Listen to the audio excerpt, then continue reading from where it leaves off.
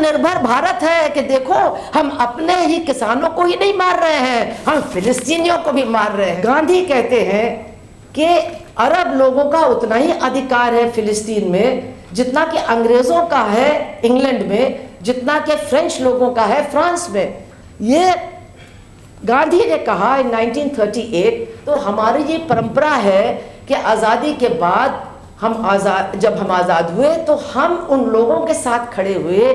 हमने कहा हम तटस्थ हैं, हम उन लोगों के साथ हैं जो साम्राज्यवाद के खिलाफ लड़ रहे हैं, जो उपनिवेशवाद के खिलाफ लड़ रहे हैं। हमने ये नहीं कहा कि हमारी 56 इनकी छाती है, हम विश्व गुरु हैं, हम विश्व मित्र हैं, हम ग्लोबल साउथ के बेटा हैं, सब कुछ हैं। हमने ये सब कुछ नहीं कहा। लेकिन जो नॉन अलाइंड मूवमेंट था, जो साम्राज्यवाद के खिलाफ लड़ाई थी, उसमें हमने कहा हम उन लोगों के साथ हैं जो लड़ रहे हैं। लेकिन आज हम कहाँ हैं, इसके बारे में और भी लोगों ने बहुत सारी बातें की हैं, लेकिन मुझे बस इतना ही जोड़ना है। A lot has been said about where we are today, the shamelessness of our government, the shamelessness of our ministers who are going to international conferences और वहाँ जाकर के बोलते नहीं हैं, मिमियाते हैं। They mute because today they have decided, उन्होंने एक फैसला ले लिया है that they are lackeys of imperialism. They have decided as long as we are number one lackey, we are happy. But we have decided कि हम लोग पालतू हैं साम्राज्यवाद के, बस एक नंबर का पालतू हमको मान लो, क्योंकि भाई हम तो फिर स्पेशल लोग हैं ना, लेकिन हम हैं वही। That's what our foreign minister said in Munich. He said we are not anti-West, we are just non-West. I mean, amazing. He's a very intelligent man. और फिर वो मिमियाते हैं इजराइल से और कहते हैं भाई देखो इतना मत मारो, मार लो लेकिन इतना मत मारो, तुम थोड़ा ज्यादा कर रहे हो। और एक तरफ वो कह रहे हैं मत मारो, और उसी दिन अडानी के जो वो ड्रोन्स हैं उनका एक शिपमेंट जा रहा है इजराइल को ताकि और मारा जाए और लोगों की वहां पर हत्या की जाए। सो आप देखिए कि हॉलैंड के अंदर जो हॉलैंड की न्यायपालिका है उसने अभी 2-3 दिन पहले पारित कर दिया है कि आप हॉलैंड की तरफ से अब जो वहां पर फाइटर जेट्स हैं उनके स्पेयर पार्ट्स नहीं भेज सकते हैं। यू कैनॉट एक्सपोर्ट दो स्पेयर पार्ट्स एनी मोर।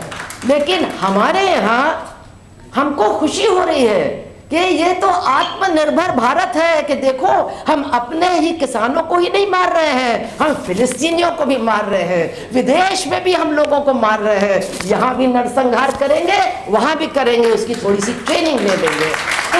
तो ये जो हम लोगों की हालत है आज, इसके खिलाफ जो बहुत से लोगों ने क्या हम करें। और हमारे जो फेबियन साहब उन्होंने बहुत एक बड़ी बात की कि Biden is slowly sleepwalking his way to defeat. तो हमारे यहाँ तो स्लोली और स्लीप वॉकिंग नहीं, लेकिन let's ensure that this government also walks its way to defeat. That is what we have to do if we want to once again stand. कि जब हम कहते हैं कि क्यों अमेरिका बार बार वीटो कर रहा है, तो हमको ध्यान रखना चाहिए कि साम्राज्यवाद क्या है।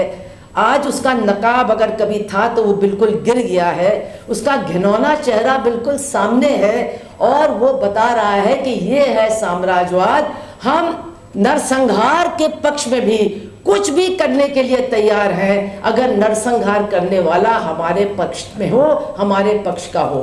तो ये जो इजराइल बनाया ही गया था, उसके जन्म को अगर हम देखें तो वो साम्राज्यवाद क्या एक टापू के रूप में बनाया गया था, जानबूझ करके। Somebody said, I saw an interview today, some people suggested we can go to Uganda. There's no question of you're going to Uganda. You had to go there.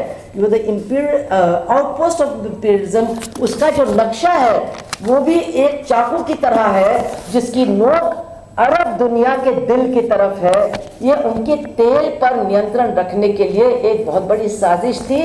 बहुत से लोग इन चीज़ों को मानते नहीं हैं, बहुत से लोग सालों से कह रहे हैं आप लोग तो साजिशों की बात बहुत करते हैं, कंस्पिरेसी थियोरीज की बात बहुत करते हैं। लेकिन आज मेरे ख्याल से इन सारी चीज़ों को अब सच मानने के लिए दुनिया के जो लोग शांति चाहते हैं वो मजबूर हो रहे हैं, और जो ये असली चेहरा है साम्राज्यवाद का उसको भी लोग अब पहचानने लगे हैं।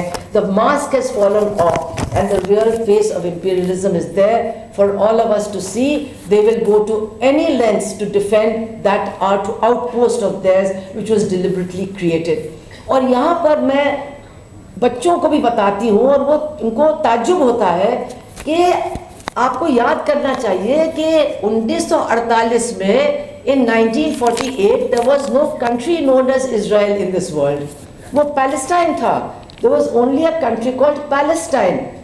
लेकिन लगातार उसका नक्शा इजरायली हुकूमत की तरफ से, मतलब even Ben Gurion had a Palestinian passport, but that map of Israel has been consistently changed by the Israeli government. उस नक्शे को लगातार बदला गया है और जो पैलेस्टीनियंस की का